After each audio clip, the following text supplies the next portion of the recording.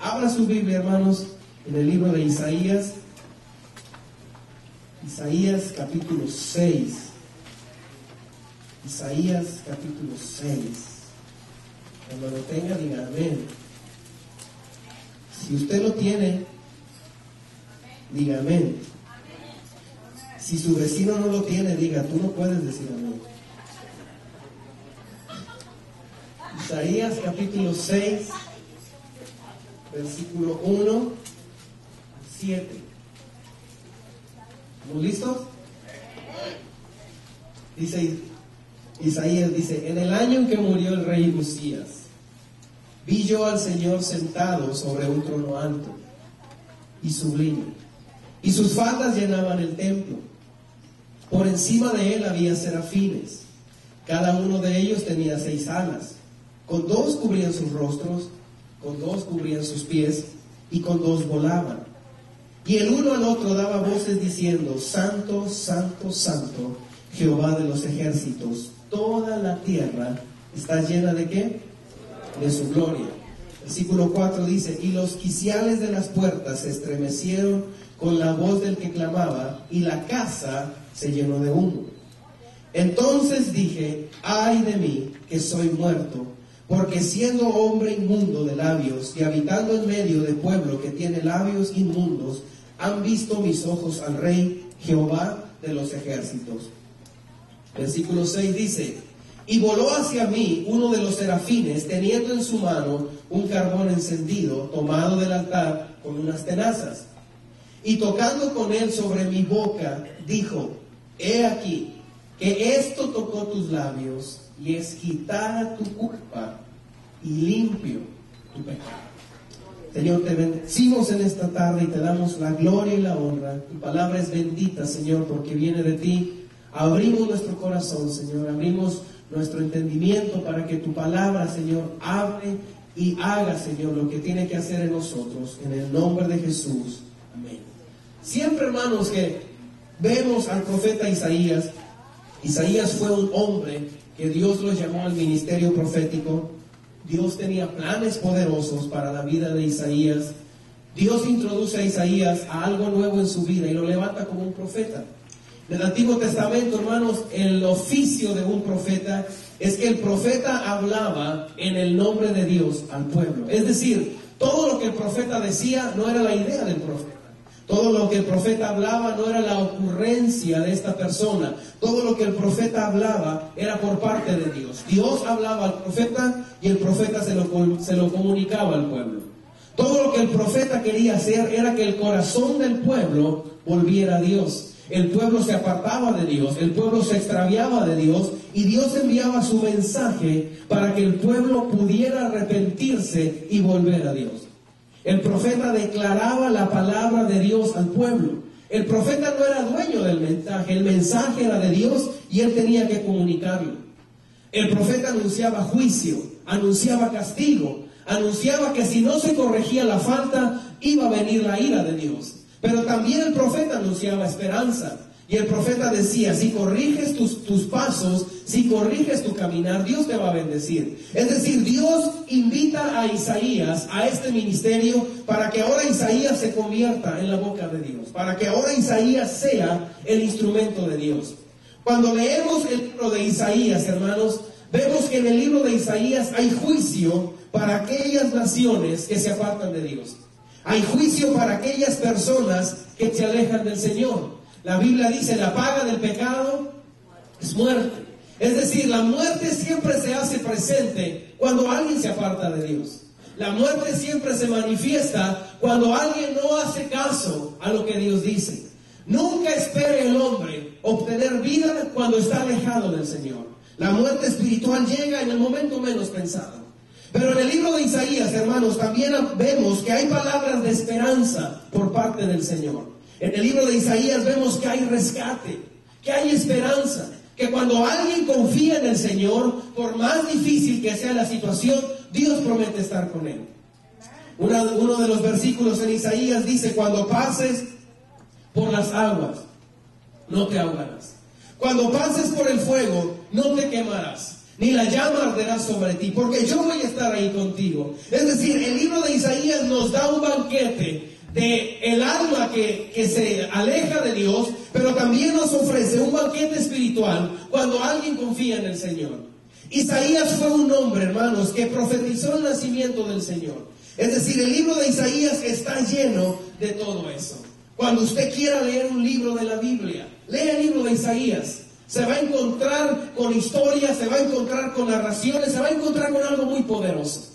Pero también, hermanos, el libro de Isaías está marcado por el momento exacto en que Dios interviene en la vida de Isaías para llamarlo al ministerio. Isaías no nació, hermanos, en una cuna de oro. Isaías no obtuvo todo gratis. Isaías experimentó el sufrimiento. Isaías experimentó la cautividad. Isaías experimentó el llorar. Isaías experimentó la desesperanza. Pero en su momento más oscuro y en su momento más negro, Isaías experimentó el rescate de Dios y que Dios tenía un plan y un propósito para él. ¿Qué es lo que te vine a decir en esta tarde, hermano, hermana? Que más allá de aquello que te hace llorar, más allá de aquello que te causa tristeza, hay un plan y un propósito de Dios diseñado especialmente para ti. Y no importa lo que estés pasando, no importa lo que estés sufriendo, Dios tiene algo determinado para tu vida. El capítulo 6 del libro de Isaías es un parteaguas. Muchos dicen que el capítulo 6 debía ser el capítulo 1 del libro de Isaías. Pero en el capítulo 6, mi hermano, Isaías se encuentra con una paradoja. Porque por un lado Isaías está sufriendo. Isaías está en alerta. Isaías está en emergencia. Isaías está derrotado por una situación terrenal que acababa de pasar.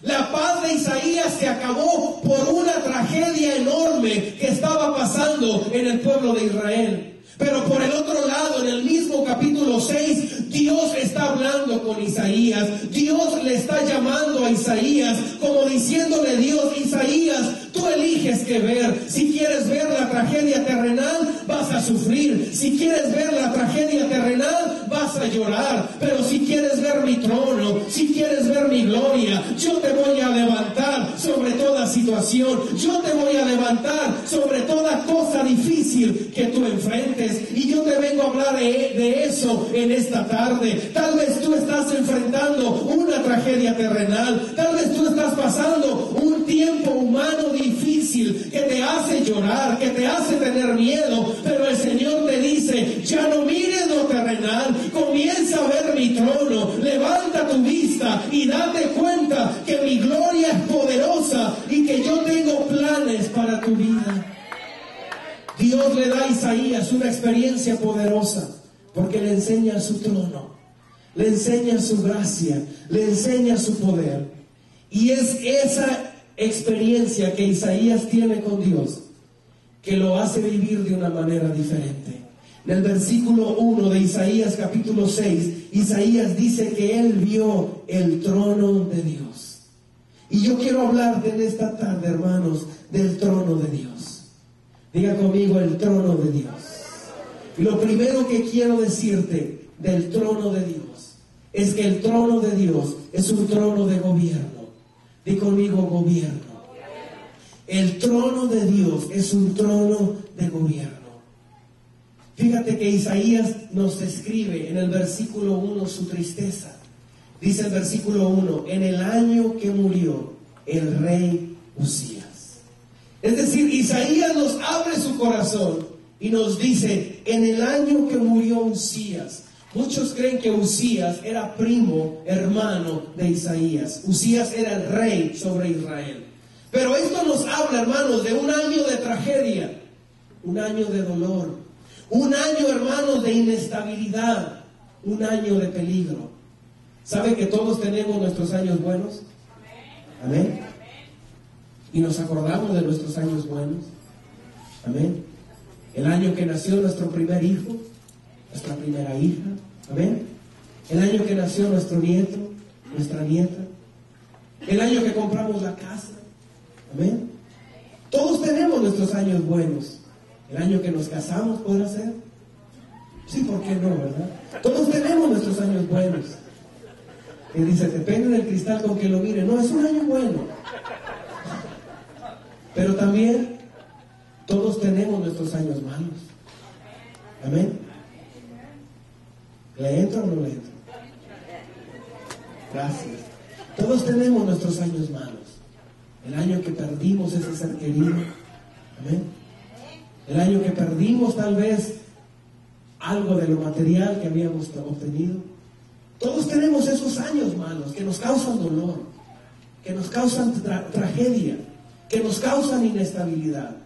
Isaías estaba experimentando su año malo, su año de dolor, porque su primo había muerto, porque no había rey sobre Israel, porque había un caos, porque había confusión, porque Isaías se sentía falto de protección. Ese año de ausencia, ese año de tanto llorar, ese año de tanta tristeza. Hermano, hermana, el Señor no está exento, ni el Señor se olvida de la calamidad que has vivido o de la calamidad que estás viviendo. Tal vez tú puedas decir 2011, el año tan difícil, 2011, el año de lucha, el año de prueba, el año de llorar, pero yo te vine a decir 2011, el año que Dios sigue sentado en su trono, que Él sigue siendo Dios y que no importa cómo te vaya pintando el año, el Señor en este instante puede repararte tu año y puede restaurar tu vida y puede cambiar toda tragedia en bendición.